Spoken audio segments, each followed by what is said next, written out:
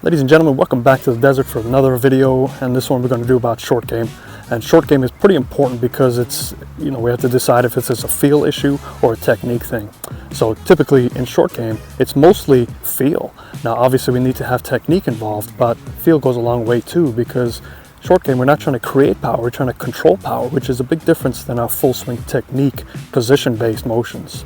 So I'm going to go through a little test over here. This is going to be to see my misses. So I'm going to hit 20 shots. I'm going to go set the camera up over there, and then we're going to see what my misses are. And based on what my results are, we'll kind of show you what to do with those results. So stay tuned. So as you chip, it doesn't really matter about your technique. Chipping is mostly field-based, so anything you can do that's repetitive is what we're looking for. Some people do have a repetitive motion with a lot of wrist, and if they can do that, that's great. Some people prefer to take the wrist out of it and use their shoulders a lot more. So I personally prefer to use the second one of those, which is my shoulders. But the most important thing, which I think people overlook, is how repetitive is that nature, and start not picking points to land the golf ball. So first thing I'm going to do is I'm going to see my total yardage for this shot, and then I'm going to figure out my landing point and then try my best to choose a club to get to that landing point correctly. So let's start from here. About 7-yard chip. So 7 yards is about 20 feet. We're just going to round it around. So I have with me a 9-iron from Lost and Found. So 9-iron loft, it's going to carry slightly more than roll versus a 7-iron or 6-irons that I prefer to use.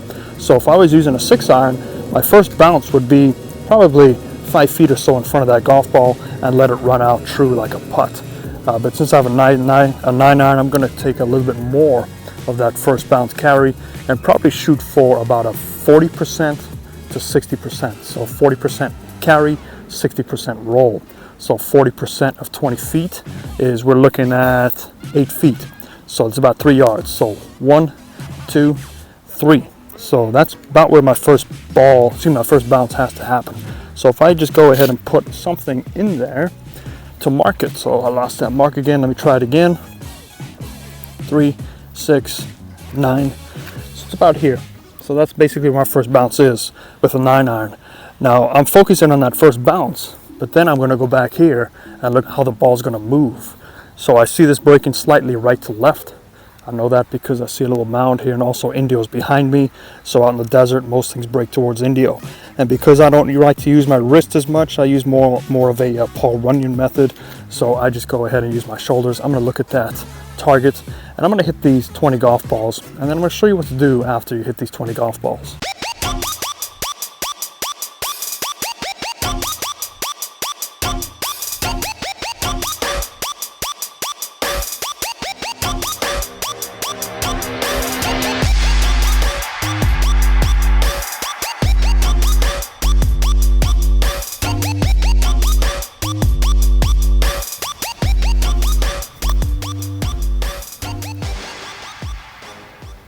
Okay, so I've hit my 20 shots now. I know that some rattle around and hit each other, but I'm just looking at the overall collection area. So I see a few that are short, a few that are long. So what I'm going to do is I'm just going to look at these and say, okay, what are the obvious ones that are short and long?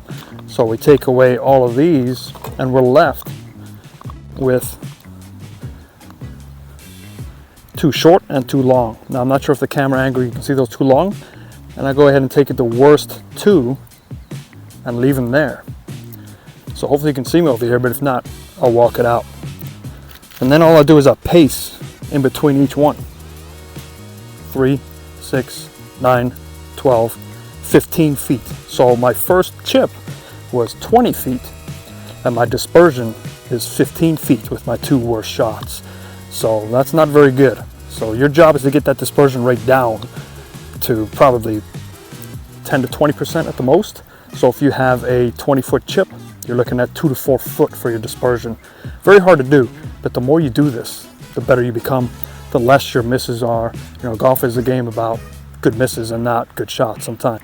All right, ladies and gentlemen, thank you again for watching. If you like this content, hit that like and subscribe. It really helps promote the channel for educational purposes. So I hope you understand the difference between technique versus feel and how one can directly affect the other. Try this at home and your golf course and do this little field distance drill and see your dispersions. If they're above 50% of your starting length, then you know it's probably a technique thing. If it's below 50%, then it's probably more of a feel thing and just practice your feel. As always, fairways and greens. You got to come out to the desert. It's perfect. It's only 105. 105, nice spring day. Well, gotta love it.